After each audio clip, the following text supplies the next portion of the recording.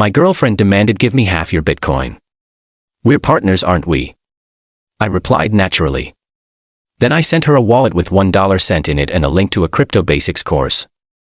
Now she's blasting me on TikTok as a financial abuser and it's going viral. I, 32 male, have never thought of myself as a planner. I don't map out my life in 5-year increments. My guiding principle has always been to just handle what's in front of me. I'm a guy who got lucky. About 10 years ago, a buddy of mine was obsessed with this new magic internet money. To get him to shut up about it, I threw a few $100 at it. The cost of a decent night out. Then I promptly forgot all about it. I finished school, started a career, and lived my life. For the last 2 years, that life has included Lisa, 30. Lisa is vibrant. She lives her life out loud, mostly through her phone screen. She's beautiful, funny, and has this way of making the most mundane Tuesday feel like a movie premiere. I thought we were happy. We built a life in our apartment. I paid the rent and bills. She was working on her brand. It worked for us. Then a few months ago, that old college buddy texted me. Dude, have you checked your wallet lately? I hadn't. It took me a week to even find the old hard drive with the key. When I finally logged in, I felt the world tilt. That throwaway beer money had morphed into a life-altering sum. We're talking 7 figures. Enough to feel like you can finally breathe. I didn't tell anyone. It didn't feel real. For a week I just sat with it. What do you even do with that? I started making a quiet plan: pay off my parents' mortgage, set up a trust for my sister's kids, maybe finally buy a house instead of pouring money into rent. My mistake was getting too comfortable. I was researching tax implications on our shared laptop. I must have left a window open. Last Wednesday, Lisa sat me down on the couch. She had that look in her eye, the one she gets before she's about to launch a new TikTok series. It's a mixture of intense focus and performative sincerity. Babe, she said, her voice soft. We need to talk about our future, our financial future. I played dumb. Okay. Should we be budgeting better? She laughed, a little tinkling sound that suddenly sounded like grinding glass. No, silly. I'm talking about the Bitcoin. My blood went cold. I saw, she said, gesturing to the laptop. And I'm so proud of you, of us. It's amazing. She squeezed my hand. Her palms were clammy. I think it's only fair that you send me half. We're partners, aren't we? I looked at her, really looked at her. The woman I thought I loved. And in that moment I saw a stranger. There was no we in how she said it. There was just a cold, hard demand dressed up in the language of a partnership she'd never truly invested in beyond her presence. The pain was sharp but surprisingly clarifying. It was like a switch flipped in my head. The hurt was there, but it was being overridden by a strange cold calm. You're right. I said, my voice even. We're partners. Naturally, a brilliant, relieved smile spread across her face. Oh, babe. Thank you. I knew you'd understand. Just set me up a wallet and send it over. So I did. I spent an hour setting up a brand new digital wallet. I transferred $1 sent into it. Then I emailed her the login details with the subject line, Our Future. In the body of the email, I included a link to a highly rated Crypto for Beginners course. I wrote, partnership requires understanding. Let's start with the basics. For about 12 hours there was silence. I knew the storm was gathering. Then my phone started buzzing and buzzing and buzzing. It was a TikTok. Lisa, teary-eyed, mascara running artfully down one cheek. The caption, when you give a man your youth and he repays you with financial abuse. In the video she tearfully recounts how her long-term partner hid millions from her, and then when she calmly asked for her fair share as his partner, he mocked her and threw a single penny at her. It's got 500,000 views. The comments are a dumpster fire. I'm a monster. A gaslighter. A financial abuser. Justice for Lisa is trending. My friends are texting me. Confused. My sister called furious at Lisa. Thank God. I haven't responded to any of them or to the 37 missed calls from Lisa. I'm just sitting here in the quiet of our apartment looking at the lease agreement on my screen. The one that's only in my name. The calm is still there. It's a scary, unfamiliar feeling. She thinks this is a battle of public opinion. She thinks she can win by turning my world against me. She's a strategist. But it turns out when you're pushed you learn to be one too. Update 1. It's been a weird week. The TikToks didn't stop. There's a whole series now. Lisa is staying with a friend but still has a key. She came back to the apartment once when I was at work supposedly to get more of her things. But when I got home I noticed my office was neater too neat. A stack of papers on my desk was squared up. A pen was capped. Small things. Wrong things. A cold knot of dread formed in my stomach.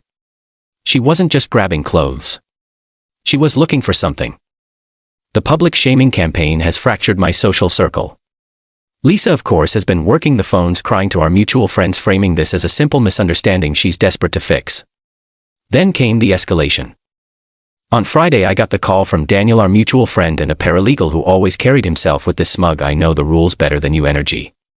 "Matthew, man, we need to talk," he started, his tone dripping with faux concern. "Lisa is a wreck. This has gone too far." "I agree," I said, keeping my voice flat. "Look, she feels like you're not taking her seriously as a partner. In the eyes of the law that has weight." He then launched into a speech about demonstrating intent and how a judge could see this as a partnership entitling her to assets. It was all fluff, but it was rehearsed. "They're not asking for half anymore," he said smoothly. "A one-time payment of $250,000. For her emotional distress and her contribution to the partnership. She signs an NDA, takes down the videos, and you both walk away." It was the pre-rehearsed smoothness of it that got me. This wasn't a friend. This was an agent. Her tears, his call a coordinated attack. The hurt flared up again, hot and sharp. It wasn't just my girlfriend. It was my friend too, plotting how to crack me open. "Let me think about it," I told him and hung up. My world felt tilted. My private space had been searched and now I was being threatened. My first step was research. I spent an hour online looking into the laws for my state. What I found was interesting. Recording video in your own home was perfectly legal. Audio was trickier. It was a one-party consent state, but several legal forums suggested that in your own home, where there is no reasonable expectation of privacy from the owner, recording audio of uninvited or deceptive guests was a defensible risk. A calculated one. My second step was to order a couple of small discrete security cameras. The kind for keeping an eye on your dog. I felt a little paranoid, a little unhinged, but that feeling of my office being wrong, it wouldn't leave me. They were looking for something. The hard drive paperwork, and they would be back. I was sure of it. They think they have me cornered. They've miscalculated. They've mistaken my quiet for weakness. The cameras arrive tomorrow. Update 2. The last 2 weeks have been a masterclass in psychological warfare. First, the fake legal letter arrived. Then they hit me where it could actually hurt the landlord. I received a notice of lease violation citing illegal commercial activity and a fabricated complaint about client traffic. It was Daniel's vicious touch designed to get me evicted and make me desperate. And for a day it worked. The antagonist scored a real point. My stomach was in knots. I had visions of being forced out of my home, having to move while dealing with all this. They had found a real weak point. They had scored a hit. I responded to the landlord professionally, stating my guest had been creating online content without my consent and that I would rectify the situation. This bought me time. By then the cameras were installed. One in the living room, one in my office, audio enabled. It was a gamble, but I was betting on it. Then I set my trap. I bought a new cheap hardware wallet, left the empty box on my desk, and tucked the device into an old jacket in my closet. A place someone would have to search for. On Thursday, Lisa texted. "Lisa, I'm coming to get the rest of my things. I'll be there around 2 p.m. tomorrow. I'll bring a friend to help me." The next day I was at a coffee shop down the street watching a live feed on my phone. At 2:05 p.m. they let themselves in with a key. It had to be a copy. The thought of Daniel taking my keys, duplicating one and returning them made me feel ill. The footage was damning. It wasn't packing. It was a systematic search. Daniel went straight for my office. I heard his tinny voice through my phone speaker. "He got a new one," Daniel said, spotting the box. "Find it. Check the pockets of his coats." Lisa found the dummy wallet in the jacket. "Got it," she screamed. They shared a gleeful, genuine high five. Then they sat on my couch. My couch. He's going to freak, Lisa said, laughing. He'll have to negotiate now. Don't answer his first call. Daniel coached the strategist, revealing himself. Let him stew. We tell him the price to get it back is the $250K. He'll think his millions are on that stick. What a moron. You're a genius, she said, leaning her head on his shoulder. I sat there, a cold smile on my face. I had it all. The illegal entry with a copied key, the ransacking, the clear verbal confirmation of their extortion plot, all recorded. Their win with the landlord had pushed me to create the very evidence that would be their undoing. That evening my first call was to a locksmith. As he worked, I saved the video file. The game had changed. Final update. The fallout wasn't a mushroom cloud.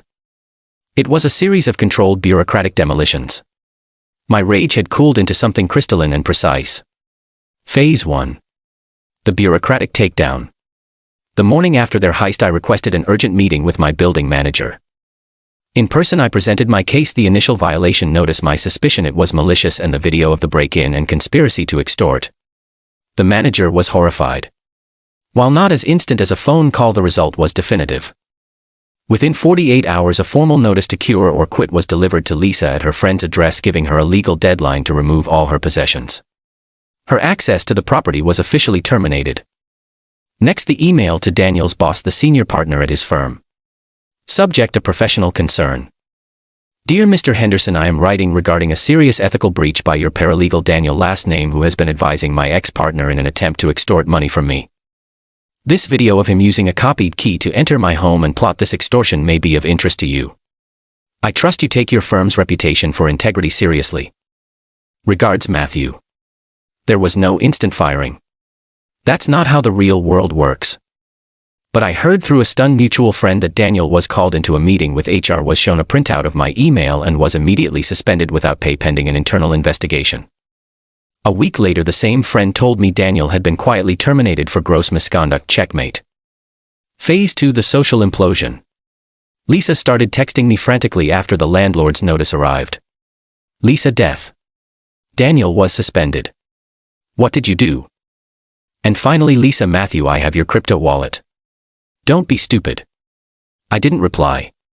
Instead, I uploaded the video to a private Dropbox folder and sent a single text to our mutual friends, my family, and yes, even her parents.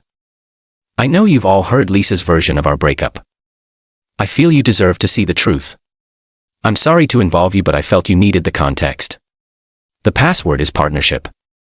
The reaction wasn't a perfect wave of support. It was messy. Some friends were apologetic. A couple tried to play peacemaker, but the visual evidence was undeniable. Her narrative crumbled. The most painful response came from her father, who called me. He didn't yell. He just sounded exhausted. I'm sorry, son, for her behavior. Phase 3. The final confrontation. She showed up that night, pounding on my newly locked door. I spoke through the steel. You need to leave, Lisa. You're trespassing. Give me my stuff. She screamed. Her voice raw with real fury. Your things are boxed up. A storage company will be in touch to arrange delivery. I've paid for the first month. You bastard. She shrieked. I have your wallet. I'll smash it to pieces. You'll get nothing. This was the moment. I almost laughed. Lisa, I said, my voice dripping with a condescending calm I didn't know I possessed. Go ahead. Smash the piece of plastic. It's a $20 dummy. The real one is safe. And even if it were the real one, the money isn't on the device. It's on the blockchain. As long as I have my recovery phrase, the stick is worthless. I let that sink in. All you'd be doing, I continued, is destroying a piece of evidence. Evidence the police now have, along with a report for breaking and entering an attempted extortion. So go ahead. Make my case for me. There was a long dead silence, then a choked sob. The sound of defeat. Her footsteps retreated down the hall. 3 months later, life is quiet now. I sold the crypto. I paid the taxes, paid off my parents' mortgage, and put the rest into boring funds. I moved out of that apartment. I hear things. Lisa's TikTok went dark after the video leaked. Not from me. Daniel is facing a review from the state bar. They blame me, of course. In their story, I'm the evil mastermind. They'll never get it. I don't feel triumphant. Mostly. I just feel peace.